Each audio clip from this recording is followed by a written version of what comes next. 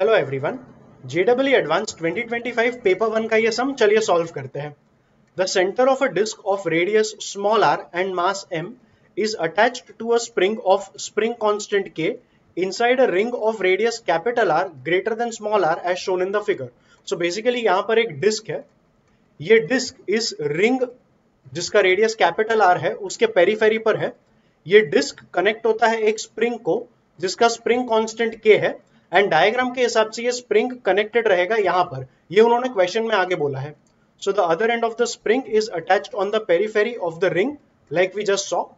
Both the ring and disc are in the same vertical plane. ठीक है, सो पूरा diagram तेरे इस स्क्रीन के प्लेन में ही रहेगा। The disk can only roll along the inside of the periphery of the ring without slipping। This is an important statement क्योंकि उन्होंने बोला कि अगर ये डिस्क रोल करेगा स्लिपिंग के बिना, तो स्लिपिंग के बिना जब रोलिंग होता है तब फ्रिक्शन रहेगा। मतलब जब भी तू एक फ्री बॉडी डायग्राम बनाएगा, फोर्स बैलेंस करेगा, तब इस डिस्क पे तुझे फ्रिक्शन कंसिडर करना पड़ेगा। आगे पढ़। The spring can only be stretched और compressed along the periphery of the ring following Hooke's law। ठीक है। In equilibrium the disc is at the bottom of the ring. मतलब यहाँ पे इक्विलिब्रियम है तो ये स्प्रिंग फिलहाल अपने अनस्ट्रेच्ड लेंथ पर है। Assuming small displacement of the disk, the time period of oscillation of the center of mass of the disk is written as t equal to 2 pi by omega। The correct expression for omega, where g is the acceleration due to gravity, is which of the given options? I have taken that sum from section 1 of the paper where there is only one correct answer। So keeping that in mind, तू force balance यहाँ पे लिखना शुरू कर दे।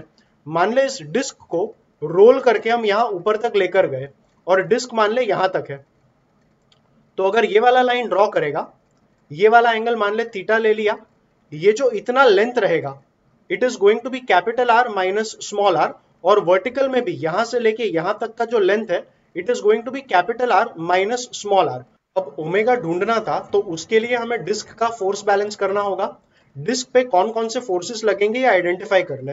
एक लगेगा disc का अपना वेट mg जो नीचे रहेगा। अब क्योंकि ये एंगल थीटा था तो mg का इधर वाला जो कंपोनेंट बनेगा this will be mg sin theta. Question में बोला था for small displacements of the disc, मतलब थीटा छोटा होगा, मतलब साइन थीटा बनेगा अप्रोक्सीमेटली थीटा और ये mg sin थीटा हो जाएगा mg थीटा। अब डिस्क यहां से यहां तक रोल करके आया तो ये जो स्प्रिंग है वो भी स्ट्रेच होगा, let us say by an amount x by diagram is going to be r minus r into theta. इसे हम लेटर सब्सटीट्यूट करेंगे। फिलहाल अगर x का स्ट्रेचिंग आएगा स्प्रिंग में तो एक स्प्रिंग फोर्स kx लगेगा इसी डायरेक्शन में, तो mg थीटा में प्लस एक kx भी आ जाएगा। ऑल्सो उन्होंने बोला था कि रोलिंग होगा विदाउट स्लिपिंग, मतलब डिस्क पे एक फ्रिक्शन भी होगा और ऊपर जाएगा या नीचे आएगा फ्रिक्शन का डायरेक्शन हमेशा ऊपर की तरफ ही होगा। अब डिस्क पे टोटल ये तीन फोर्सेस होंगे और इन तीन फोर्सेस का अगर बैलेंस करेगा तो टोटल डाउनवर्ड फोर्स आ गया mg थीटा प्लस kx, उसमें से अपवर्ड फोर्स F माइनस कर दे तो ये बन जाएगा total ma for the disc. यहाँ पे a मतलब डिस्क का लीनियर एक्सेलरेशन नीचे की तरफ।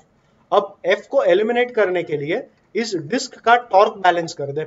F का डिस्क पे जो टॉर्क लगेगा that will be F into small R, मतलब डिस्क का radius, that will be equated with I alpha.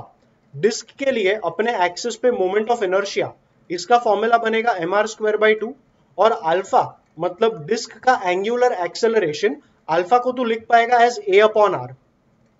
तो दोनों साइड पे जब r और r ऐसे कटेगा, इधर भी r और r कटेगा, तो f का फाइनल फॉर्मूला निकल के आया ma बाई 2। f को ma बाई 2 तो इस इक्वेशन में डाल दे, तो f जब बनेगा ma बाई 2 उस ma बाई 2 को राइट में ले ले, तो ma plus ma by 2 you will have mg theta plus kx is equals to ma plus ma by 2 मतलब 3ma बाई 2।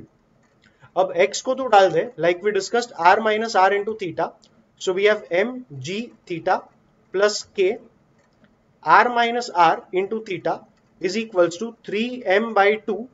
a का formula is omega square x और यहां भी तू x को डालेगा r minus r into theta, so ये बनेगा omega square into r minus r into theta.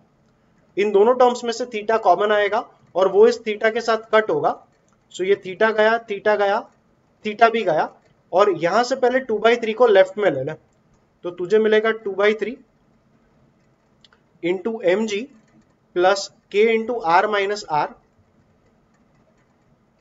Equal to, यहां पे बचेगा m omega square into R minus are.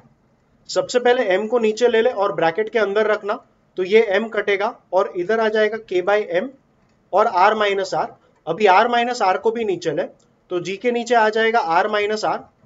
ये r माइनस आर यहां से कट होगा और ये r माइनस आर यहां से जाएगा, यहां से हमने m को भी ट्रांसफर कर दिया था। तो ओमेगा स्क्वायर ये बना 2/3 g upon r minus R plus k upon m, और रूट लेगा तो ओमेगा का फॉर्मूला बनेगा ऑप्शन ए में जो एक्सप्रेशन दिया है वो। सो ऑप्शन ए बनेगा इस सम का राइट आंसर। ऑफिशियल आंसर की देख ले, yes A is absolutely the correct answer. And with that we are done with this sum. I felt sum काफी आसान था, लेकिन फोर्स बैलेंस का प्रैक्टिस करना जरूरी है। So keep practising. कमेंट करके बताना कि ये सम तुम्हें कैसा लगा। वीडियो को लाइक और चैनल को सब्सक्राइब करना, और हम मिलेंगे अगले वीडियो में।